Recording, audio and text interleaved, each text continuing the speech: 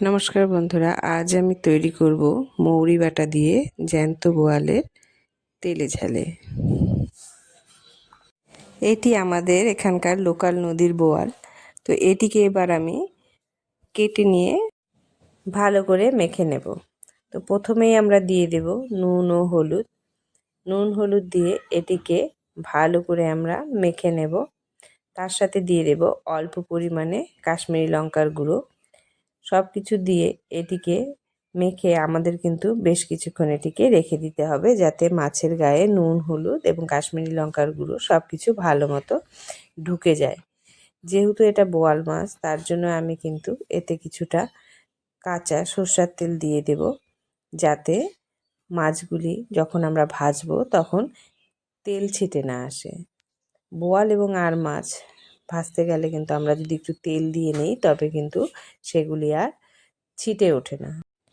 দেখুন, কাঁচা তেলটা দেওয়ার দরুন আমি যে বোয়াল মাছ ভাজছি তবুও কিন্তু তেলগুলো ছিটে উঠছে না।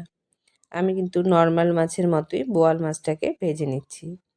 তো আমি মাছগুলিকে কিন্তু খুব বেশি কড়া করে লাল লাল করে ভাজবো না, আমি মোটামুটি ভেজেই এই মাছগুলিকে তুলে নেব। যেহেতু এটা লোকাল বোয়াল, আমি যদি বেশি করে ভেজে নিই তাহলে কিন্তু এর স্বাদ এবং গুণ দুটোই নষ্ট হয়ে যাবে। তা আমি তাই এটিকে মোটামুটি ভেজেই এখন উঠিয়ে নিচ্ছি। এবার আমি এই তেলেই বাকি মাছগুলিকেও দিয়ে দেব। দেখুন, আমার কিন্তু একটুর জন্য বোয়াল মাছগুলি কোনো তেল ছেটায়নি। এই মাছ ভাজার তেলেই কিন্তু আমি ঝোলটা রান্না করব। তবে মাছগুলো তুলে নেওয়ার পরেও আমার কিন্তু বেশ অনেকটা তেলই রয়ে গেছে। এতটা তেল দিয়ে কিন্তু আমি ঝোলটা করব না, তাই আমি কিছুটা তেল এখন এখান থেকে উঠিয়ে রাখবো।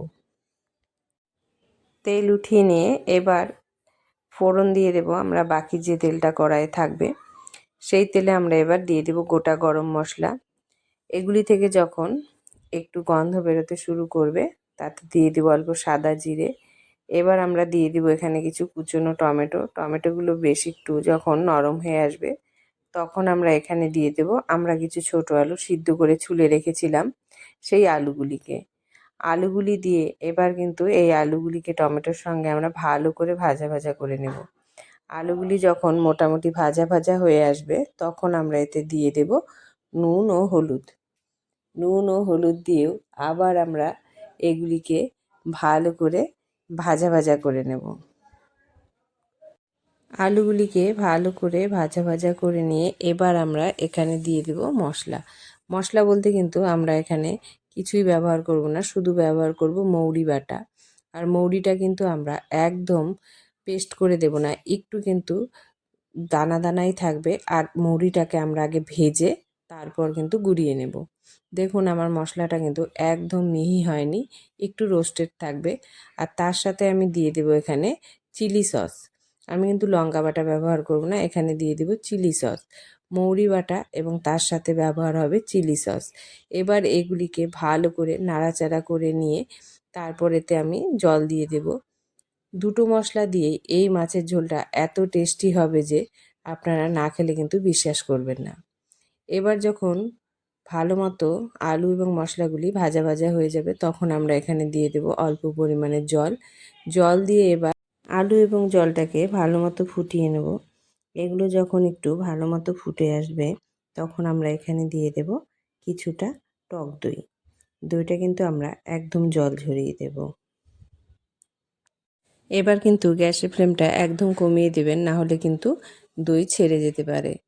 গ্যাসের ফ্লেমটা কমিয়ে মশলা, আলু এবং দই ভালো মতো মিশিয়ে নিয়ে এবার আমরা এটিকে একটু ঢেকে কিছুক্ষণের জন্য হতে দেব।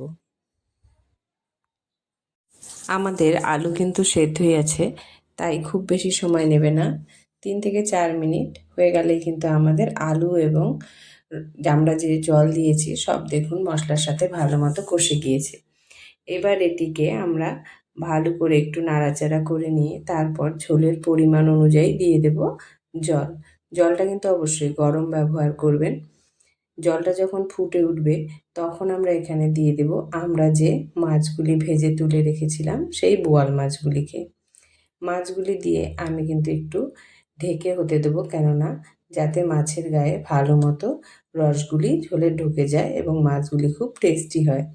মাছের সাথে আমি এখানে দিয়ে দেব কয়েকটি কাঁচা লঙ্কা। কাঁচা লঙ্কাটা দিয়ে এবার কিন্তু আমি মাছগুলিকে ঢেকে দেব। ঝোলটি কিন্তু আমরা গা মাখাই করব, আর যেহেতু আমরা প্রথমে চিলি সস ব্যবহার করেছি, ঝোলটির কালার কিন্তু আসবে অতি অসাধারণ। এবার কিন্তু আমাদের ঝোল প্রায় কমপ্লিট। এবার আমরা অল্প ধনেপাতা কুচি দিয়ে ফুটিয়ে নিলেই আমাদের ঝোল তৈরি। তো ভিডিওটি ভালো লাগলে অবশ্যই লাইক ও সাবস্ক্রাইব করে দেবেন ও কমেন্ট করে অবশ্যই জানাবেন কীরকম লাগলো আপনাদের বোয়াল মাছের মৌরি বাটা দিয়ে তেলে ঝালে।